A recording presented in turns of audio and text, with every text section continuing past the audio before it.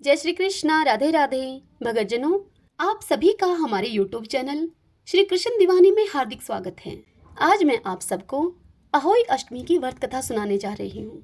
अगर आपको यह कथा पसंद आए तो इस वीडियो को आप लाइक करें और कमेंट बॉक्स में अहोई माता की जय लिखिएगा। सर्वप्रथम आप सबको पहले इस व्रत की विधि बताती हूँ। कार्तिक के कृष्ण पक्ष की अष्टमी को अहोई का व्रत करते हैं। जिस वार की बड़ी दिवाली होती है उसी वार की अहोई का व्रत करते हैं।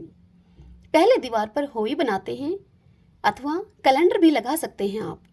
फिर दो घड़ मोली बांधकर रोली से सतिया करके जल भरकर अहोई के सामने रखते हैं। दोनों दो घड़ पर 5-5 पताशे या फिर 5 पूड़े और 5-5 सिंघाड़े रखते हैं। अहोई के दोनों सिरों पर आटे से नाले की माला लगाते हैं। बीच में आटे से ही 1 रुपया भी चिपका देते हैं।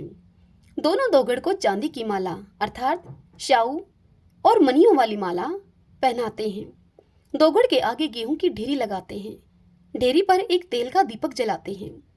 1 लोटा जल भरकर उस पर रखते हैं। मोली बांधकर सतिया बना करके अपने माथे पर भी हल्दी से बिंदी लगाते हैं अर्थात टीका करते हैं। फिर ओहोई के आगे बैठकर गेहूं के 7 दाने लेकर अहोई माता की कहानी सुनकर गेहूं से धोख मारते हैं। फिर बिंदायक जी की कहानी भी कहते हैं। तारे देखकर तारों को अर्घ देते हैं। 14 पूड़े या गुलगुले या फिर गुलाब जामुन फल रुपये रखकर बायना निकालते हैं। पानी गमले में दे देते हैं। फिर व्रत खोलते हैं। बायना चावल चीनी का भी मिनस सकते हैं आप। आइए अब हम सब अहोई माता की कथा सुनते हैं। सब बोलिए अहोई माता की जय। एक बार एक साहूकार था जिसके 7 बेटे और 7 बहू थी। उस साहूकार के एक बेटी भी थी। सभी कोई मिट्टी लेने के लिए गई। मिट्टी खोदते समय नंद के हाथ से शाहू का बच्चा मर गया। शाहू माता कहने लगी कि मैं तेरी कोख बांधूंगी। तब नंद ने अपनी सारी भाभियों से कहा, लेकिन नंद के बदले में अपनी कोख बंधवाने के लिए 6 भाभियों ने मना कर दिया। पर उसकी छोटी भाभी ने सोचा कि नहीं कोख बंधवाएंगे तो सासू जी नाराज हो जाएगी। तो छोटी भाभी ने अपनी कोख शाहू माता से बंधवा ली। अब उसके जो बच्चा होता अहोई साते के दिन मर जाता। एक दिन उसने पंडिताइन को बुलाकर उससे पूछा कि यह क्या बात है, मेरे बच्चे अहोई साते के दिन क्यों मर जाते हैं। तब पंडिताइन उससे बोली कि सुरभि गाय की सेवा किया कर।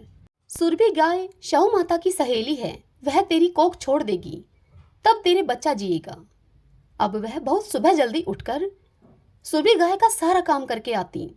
गौ माता बोली कि आजकल कौन मेरी इतनी सेवा करता है, मेरी बहुएं क्या करेंगी, वो तो लड़ाई ही करती रहती हैं।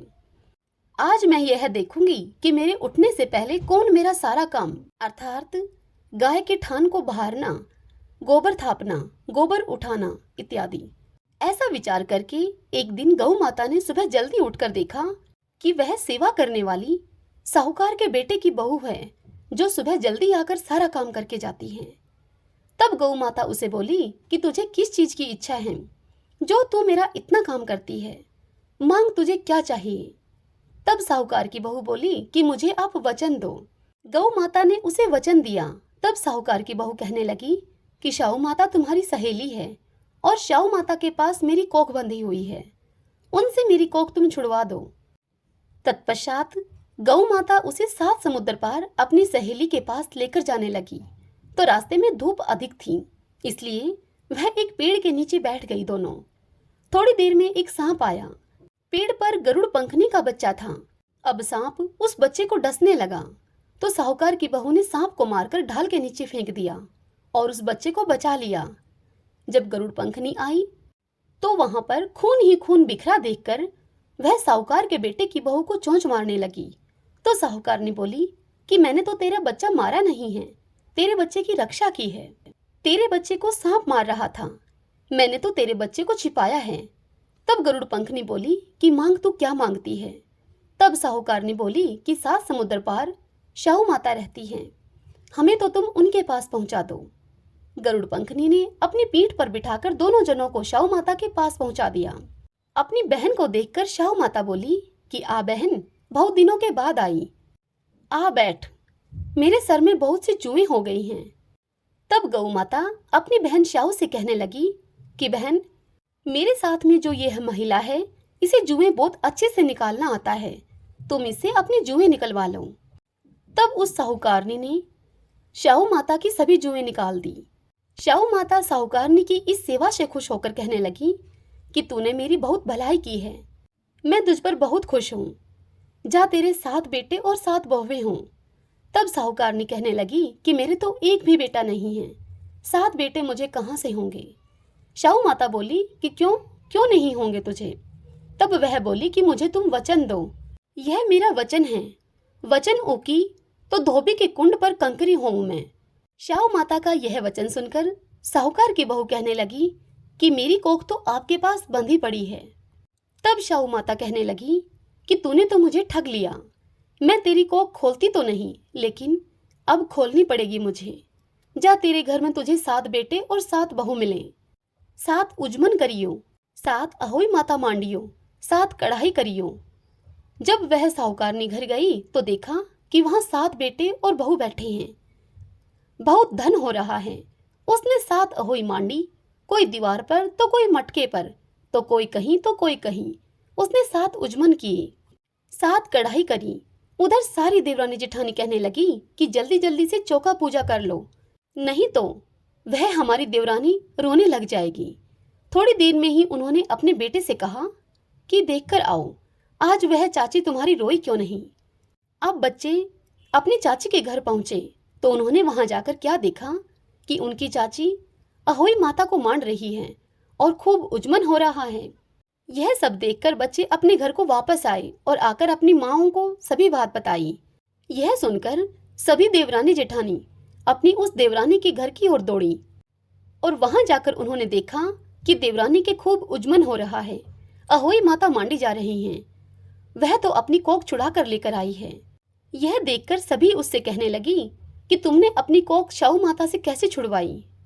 तब वह उन सब से कहने लगी कि तुमने तो अपनी कोख बंधवाई नहीं, लेकिन नंद के हाथों से शाहू माता के बच्चे मरने के कारण शाहू माता ने मेरी कोख बांध दी। चूंकि अब शाहू माता मुझ पर प्रसन्न हुई हैं, तो उन्होंने दया करके अब मेरी कोख खोल दी है। हे शाहू माता, जैसे आप साहूकार की बहू पर प्रसन्न हुई, उसकी कोख खोली, ऐसे ही हमारी भी खोलना, सबकी खोलना। इस कहानी को कहते सुनते हुंकारा भरते सब पर अपनी कृपा करना, सारे परिवार की कोख खोलना। सब बोलिए शाहू माता की जय। इस कथा को सुनने के पश्चात बिंदायक जी की कहानी कहीं सुनी जाती है, तो आइए अब हम बिंदायक जी की कहानी सुनते हैं। सब बोलिए बिंदायक जी महाराज की जय। एक बार बिंदायक जी महाराज एक चुटकी में चावल और एक चम्मच में दूध लेकर घूम रहे थे और कह रहे थे कि कोई मेरी खीर बना दो, कोई मेरी खीर बना दो। तब एक बुढ़िया माई बोली कि ला बेटा, तेरी खीर मैं बना दूं। तब वह एक कटोरा लेकर आई भीतर से।